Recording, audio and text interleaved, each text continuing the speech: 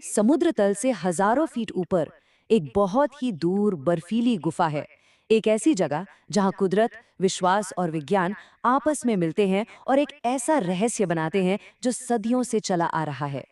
तो सबसे बड़ा सवाल यही है, एक परफेक्ट बर्फ का लिंगम इतनी ऊंचाई पर अपने आप कैसे बन जाता है और फिर कुछ ही हफ्तों में पिघल भी जाता है?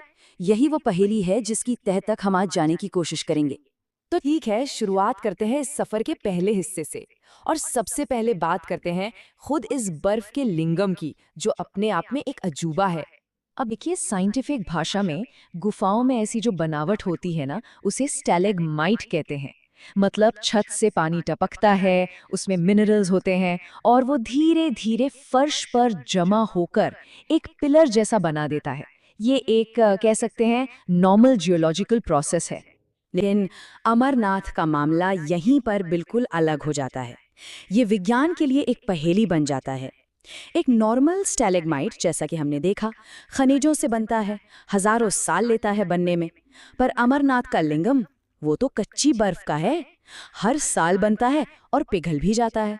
और सबसे सबसे ज्यादा हैरान करने वाली बात, इसका साइज चांद के घटने बढ़ने के साथ बदलता है। और ये कनेक्शन जो है ना चांद के साथ, ये वाकई कमाल का है। देखिए, अमावस्या को ये अपने सबसे छोटे साइज में होता है, फिर जैसे जैसे चांद बढ़ता है शुक्ल पक्ष में ये भी बढ़ने लगता है, और पूर्णिमा आते आते तो ये अपने पूरे भव्य रूप में होता है। फिर कृष्ण पक्ष में चांद घटता है और ये भी सिकुड़ने लगता है।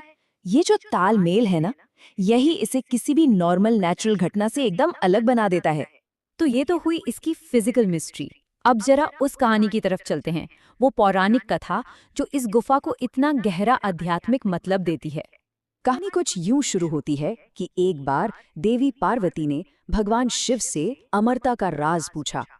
अब ये कोई ऐसा वैसा राज तो था नहीं, तो इसे बताने के लिए महादेव को एक ऐसी जगह चाहिए थी जो बिल्कुल गुप्त हो, एकदम एकांत, जहां कोई भी इसे सुन ना पाए। और ये जो सफर था ना, ये सिर्फ एक जगह से दूसरी जगह जाना नहीं था, ये एक त्याग की यात्रा थी। पहलगाम में उन्होंने अपने प्रिय नंदी को छोड़ा, चंदनवाड़ी पहुंचे तो अपने बालों से चंद्रमा को अलग किया, शेषनाग झील पर गले के सर्पों को, और आखिर में पंचतरणी में पंच तत्वों यानी पांचों एलिमेंट्स को भी त्याग दिया। हर एक पड़ाव का एक गहरा मतलब था। तो मतलब क्या है इसका? इसके पीछे एक बहुत गहरा आध्यात्मिक मैसेज छिपा है। यह हमें ये सिखाता है कि भाई, जब तक कोई इंसान बाहरी मोह माया, अपने ईगो और दुनियादारी के रिश्तों को पूरी तरह छोड़ नहीं देता, तब तक उसे असली ऊंचे ज्ञान की प्राप्ति नहीं हो सकती।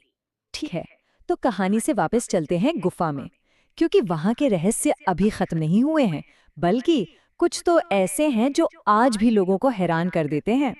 और एक और बड़ा सवाल, 13,500 फीट की ऊंचाई, जहां हवा में ऑक्सीजन कम हो और ठंड ऐसी कि सब जम जाए, वहां कबूतरों का एक जोड़ा पूरा साल जिंदा कैसे रह सकता है? अब ये जो कॉन्ट्रडिक्शन है ना, वो बहुत ही दिलचस्प है। एक तरफ है साइंस जो कहता है कि भाई, इतनी ठंड, इतनी कम ऑक्सीजन, खाने के लिए पेड़ पौधे तक नहीं है, ये तो इम्पॉसिबल है। और दूसरी तरफ है हजारों लाखों तीर्थयात्री जो सालों से कहते आ रहे हैं कि उन्होंने इन कबूतरों को देखा है, और मान्यता ये है कि इन्होंने अमरता का वो रहस्य सुन लिया था और अमर हो गए। और बात सिर्फ कबूतरों की नहीं है, और भी बहुत कुछ है। जैसे गुफा के अंदर इलेक्ट्रॉनिक चीजें, घड़ी, कैमरा अजीब तरह से काम करने लगते हैं। वहां का मौसम भी आसपास की जगहों से बिल्कुल अलग है, जैसे उसका अपना ही एक माइक्रो क्लाइमेट हो। और तो और, लिंगम के नीचे से एक पानी की धारा निकलती है और फिर पता नहीं कहाँ गुफा के फर्श में ही गायब हो जाती है। और सबसे ऊपर जो लोग वहां जाते हैं, वो एक अलग ही तरह की एक गहरी शांति और एनर्जी महसूस करने की बात करते हैं। तो ये सब सुनकर ऐसा लग सकता है कि ये सब सिर्फ कहानियां हैं, मिथक है, पर ऐसा नहीं है। इस गुफा का एक लंबा और बाकायदा डॉक्यूमेंटेड इतिहास भी है। जरा इस टाइमलाइन को देखिए। 12वीं सदी की किताब है राजतरंगिणी, कल्हड़ ने लिखी थी। उसमें इसका जिक्र अमरेश्वर नाम से है। सोचिए कितना पुराना है। फिर 17वीं सदी में एक फ्रेंच ट्रैवलर थे, फ्रांसवा बर्नियर, उन्होंने भी इसके बारे में लिखा। और फिर करीब 1850 में एक मुस्लिम चरवाहे बूटा मलिक ने इसे, कह सकते हैं, दुनिया के लिए फिर से खोज निकाला। और ये जो बूटा मलिक की कहानी है ना, ये सिर्फ एक खोज की कहानी नहीं है, ये बहुत खूबसूरत है। ये एक साझा विरासत की कहानी है, जहां एक मुस्लिम परिवार ने पीढ़ियों तक एक हिंदू तीर्थ के केयरटेकर के तौर पर काम किया। ये दिखाता है कि आस्थाओं के बीच कितना गहरा सम्मान था। लेकिन आज के दौर में इस कुदरती अजूबे पर कुछ नए खतरे मंडरा रहे हैं। जैसे कि हम देख सकते हैं, ग्लोबल वार्मिंग और टूरिज्म का असर, ये सबसे बड़े खतरे हैं। और इसमें एक अजीब सी आयरनी है ना, कि जिस आस्था और श्रद्धा में लाखों लोग यहाँ आते हैं, उन्हीं की भीड़ से निकलने वाली गर्मी, उनका CO2, अनजाने में ही सही पर उसी बर्फ के चमत्कार को खतरे में डाल रहा है। तो आखिर में अमरनाथ की गुफा हमें क्या सिखाती है? शायद विनम्रता, ह्यूमिलिटी। ये हमें याद दिलाती है कि हर सच को लैब में टेस्ट नहीं किया जा सकता।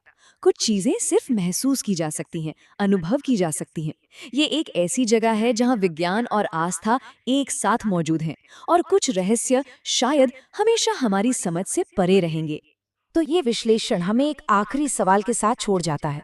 सोचिए, अगर किसी दिन ये लिंगम बनना बंद हो गया, तो हम इसे क्या समझेंगे? सिर्फ एक क्लाइमेट चेंज की घटना, या फिर प्रकृति का कोई आखिरी इशारा?